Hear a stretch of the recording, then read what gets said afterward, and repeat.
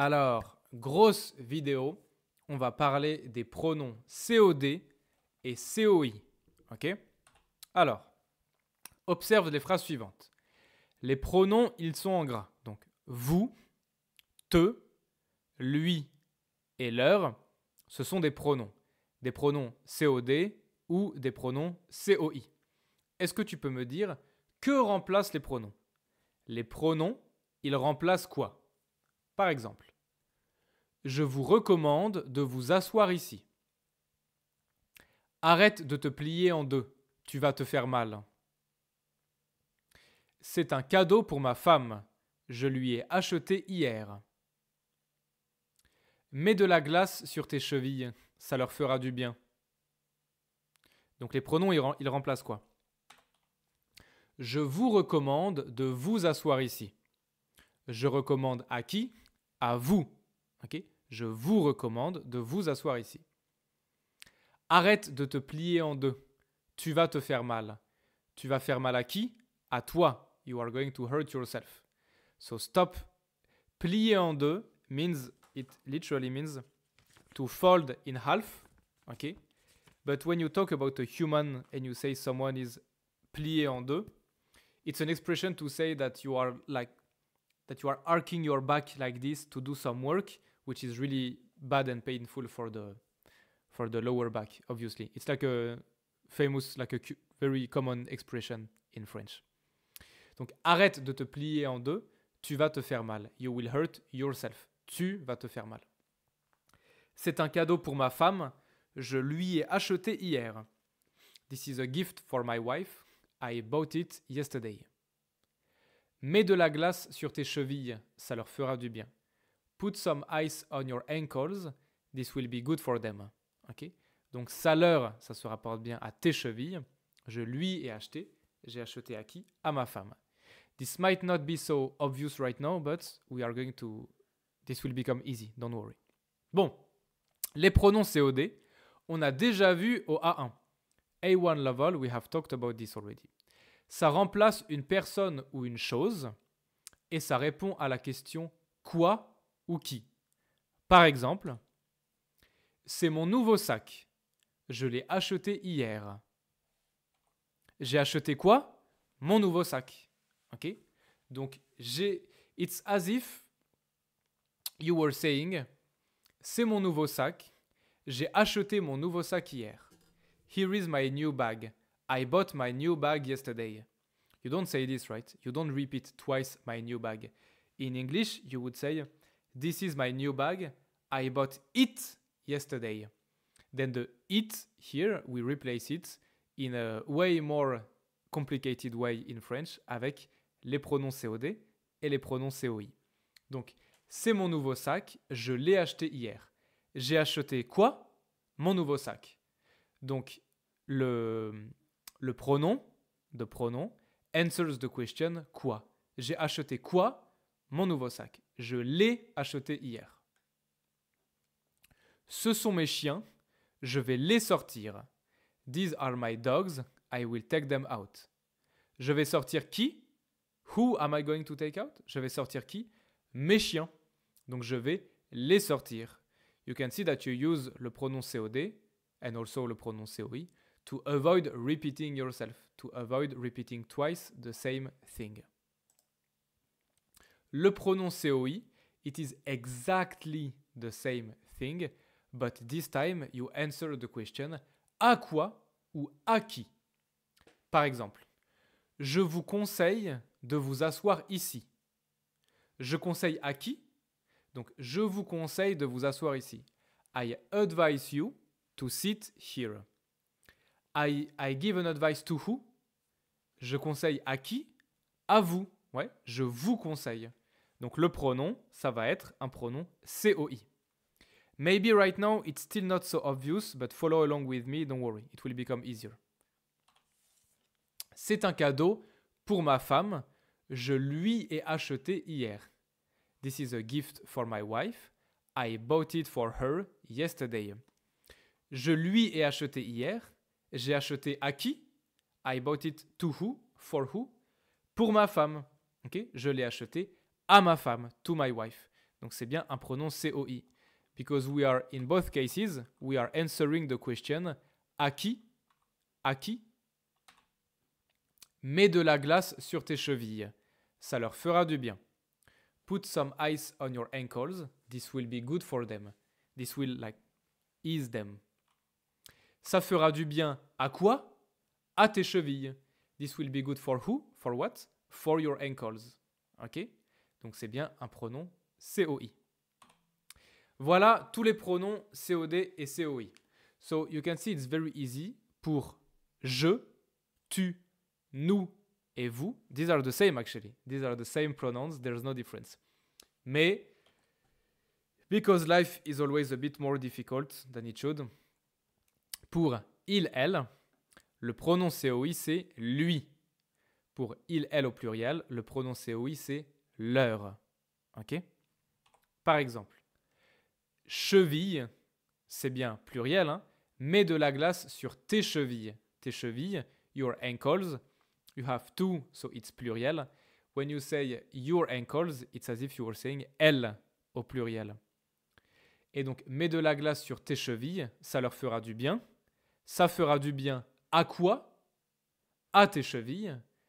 On répond à la question à quoi? Donc, c'est un pronom COI. Donc, le pronom COI pour elle, au pluriel, c'est leur. Ça leur fera du bien. This will be good for them. C'est un cadeau pour ma femme. Je lui ai acheté hier.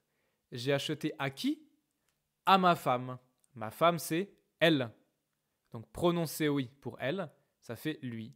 Je lui ai acheté hier. Ce sont mes chiens. Je vais les sortir. Je vais sortir qui? Mes chiens. Je vais sortir qui? Donc, c'est un pronom COD. Okay? Donc, j'utilise les. Mes chiens, c'est comme ils au pluriel. Ouais? Donc, je vais les sortir. Ça va? Et maintenant, où mettre les pronoms? Where to put them? Ok. Pour le présent et les temps simples en général. So for the conjugation tense that are not composed. Like for example, le présent de l'indicatif ou bien le futur simple ou bien l'imparfait. These are simple tense. Okay? There's only one verb that you conjugate. Mais le passé composé, par exemple, this is a composed tense because there is un auxiliaire and the verb. Bon. Pour le présent et les temps simples, on met toujours le pronom avant le verbe. Par exemple, je vous conseille de vous asseoir ici. Le verbe, c'est bien conseille, le pronom vous. Il me pose une question. He is asking a question to me. Il me pose une question. On met bien le pronom avant le verbe. Mets de la glace sur tes chevilles, ça leur fera du bien. Tu vois que ici, fera, c'est quel temps? C'est du présent, fera? Présent? Imparfait? Non, c'est du futur simple. So there is no difference. Pour tous les temps simples, on met le pronom avant le verbe. Donc, ça leur fera du bien. Futur simple, présent, c'est pareil. Maintenant, pour le passé composé, ou pour les temps composés, on met le pronom avant l'auxiliaire. Par exemple, c'est un cadeau pour ma femme, je lui ai acheté hier. Donc lui, le pronom lui, on met avant et. Et, c'est quel verbe? C'est le verbe avoir. Ici, c'est l'auxiliaire dans le passé composé. Le passé composé, c'est j'ai acheté. Mais puisqu'on met le pronom juste avant l'auxiliaire, je lui ai acheté. Je t'ai dit hier que je ne viendrai pas. I told you yesterday that I wouldn't come. J'ai dit, c'est du passé composé. On met le pronom te devant l'auxiliaire. Je t'ai dit hier que je ne viendrai pas. Et pour le futur proche et le passé récent, on va mettre le pronom entre le verbe conjugué et le verbe à l'infinitif. Par exemple, ce sont mes chiens, je vais les sortir. Je vais sortir, c'est du futur proche. Je vais, c'est le verbe conjugué. Sortir, c'est le verbe à l'infinitif. On met le pronom au milieu. Ce sont mes chiens, je vais les sortir. Ou bien, je viens de lui parler. I just talked to him. C'est bien du passé récent. Je viens de lui parler. Donc, je viens de parler, c'est du passé récent. Et on met le pronom lui au milieu.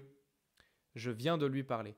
By the way, if you remember this tab here, if I just say je viens de lui parler without any context, you don't know if I just talked to a woman or to a man. It could be both, okay? Because c'est le same pronom. It's the same pronom pour il et elle. Anyway. Ok? Si c'est bon, on peut faire un exercice. You have to transformer les phrases avec un pronom.